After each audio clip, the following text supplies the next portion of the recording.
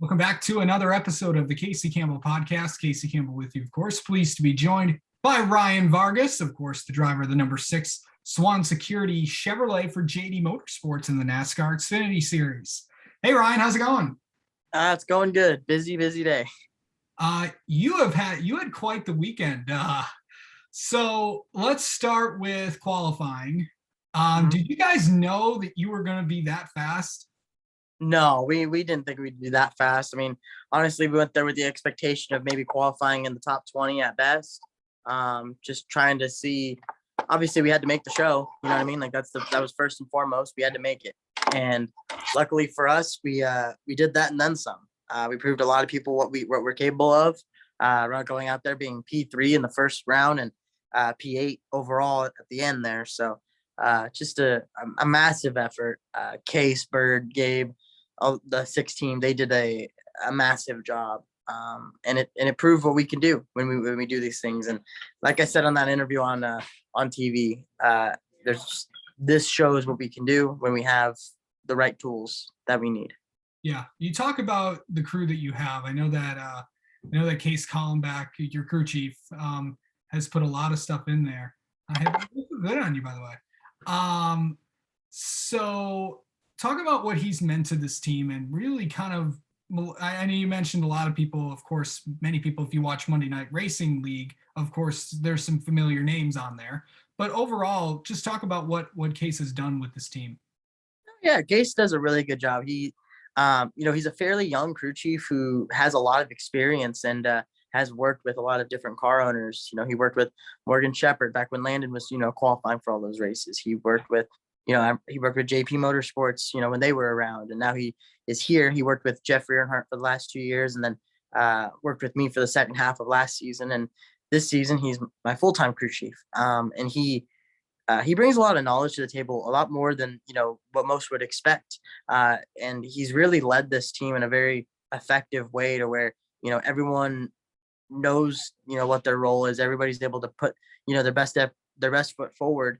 And it's honestly very impressive what this group does.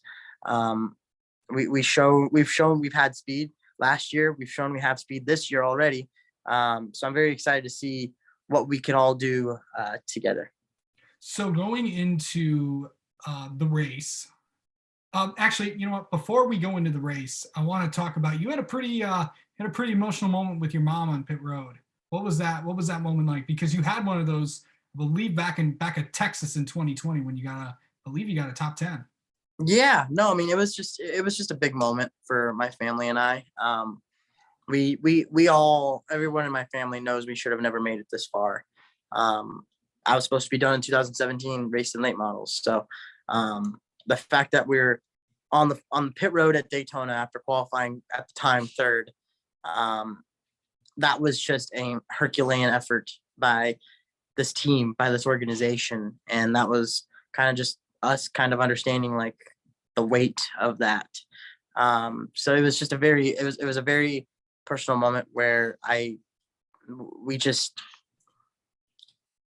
meant a lot to us to be at this point.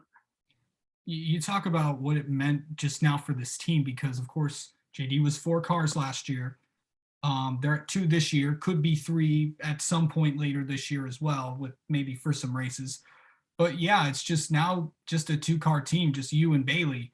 How big is that for the team? And it just kind of proven itself because, focusing on less things could really bring a lot of success. And I think that might have been what just happened. Yeah, I mean, you definitely are able to, utilize the resources and not, spread it out. You're able to focus it on 2 cars, which is what we did. We brought 2 really bad fast race cars. Bailey, yeah, he didn't qualify up where I was, but he still qualified nearly in the top 20, which, is a great qualifying effort. Yeah. Like, he's fast. Like, me and him drafted together. Like, he would get in line with me and we would just ride. And if he was in front of me, I would pretty much push him, with the little beach ball air bubble that we had. And we were able to make really good speed. So, JD Motorsports, we know we're able to bring some good cars to the racetrack. We showed it this weekend. I'm excited about the stretch of races coming up, the 1.5 miles. All tracks that really fit into my personal preference, driving style wise.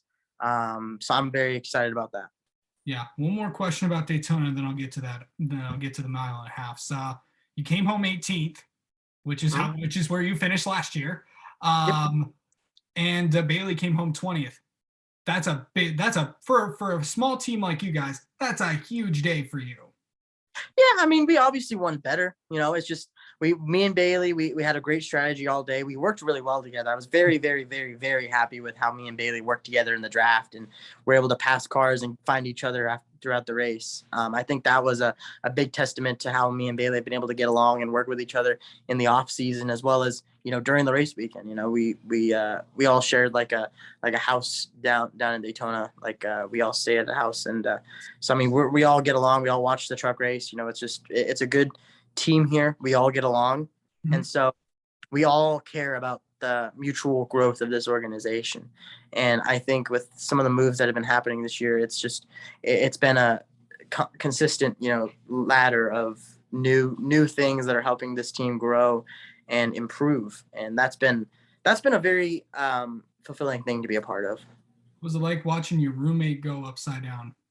I was scared. I was scared for his life. I honestly did not think he was going to walk away from that. I saw him hit the catch fence. I saw the motor fly out of the car.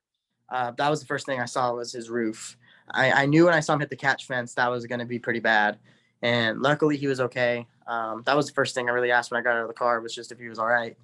Um, as for us, the wreck happened. Me and Bailey were kind of where we were. I was hoping to be further up in the pack, but we got stuck racing mid-pack with some other guys that just wouldn't work together, and we lost the lead pack. And then I finally got in line behind I can't remember who. And with how good our car was, being able to push and be fast, we were able to actually catch the lead draft again. We had some insane speed. We caught the lead draft, and by then it was like 2-3 to go, and so it was kind of like chance it and go middle or go high and maybe pick up some spots or get to the bottom for when they wreck. And at super speedways, when it's as bunched up as it is, they're going to wreck. So when we took the white flag, I kind of jumped to the bottom lane and just kind of was willing to just kind of ride and just accept, we don't have a chance at a win. So it's just stay where we're at. And luckily that was the right decision. They all wrecked. The track was blocked. I took it to the grass. It didn't knock the splitter off, knocked it up quite a bit, but the car is pretty much fine. It's going to be ready for Talladega. We have no concern about that. I was actually in the process of unbolting the greenhouse on it, so that could be fixed and stuff like that. So just a lot of different things. Yeah. Well, it's good to see. Of course, for people who do not know, Ryan Vargas and Myatt Snyder are roommates in real life, and of course, good to see Myatt okay. Yeah. So let's talk about Auto Club as you embark on the West Coast swing along with the NASCAR Cup Series. What are we going to expect out of you guys out there? As you said, you're going to tracks that you feel comfortable with. Where do you think? But the thing is, you have not been to Auto Club Speedway, but you're also going. You're also going home, kind of Mhm. California. Absolutely. No, it is home. I mean, it's only about 30, 45 minutes from my house. So it's my first real opportunity to race at my home track. Yeah, I'm ecstatic. I love the way our cars drive on these bigger ovals. I love the way these things handle. So I think it's going to be a great opportunity for us to go out there and see what we can do, see where we stack up at these racetracks.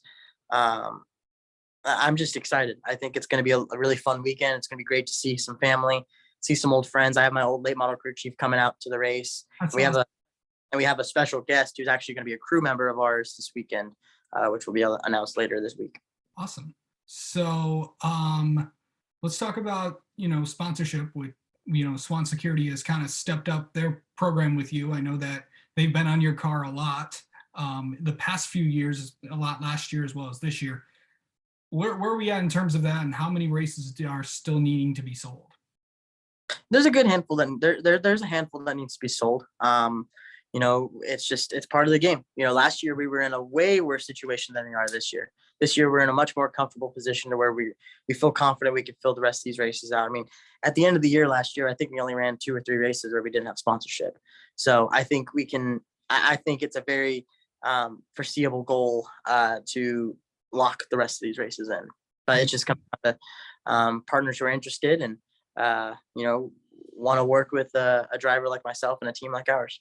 Are we going to see you in the car for all the races? Because I know that there maybe last That is, year in road yeah. course. Yep, I'll be in the car. Okay, sounds good.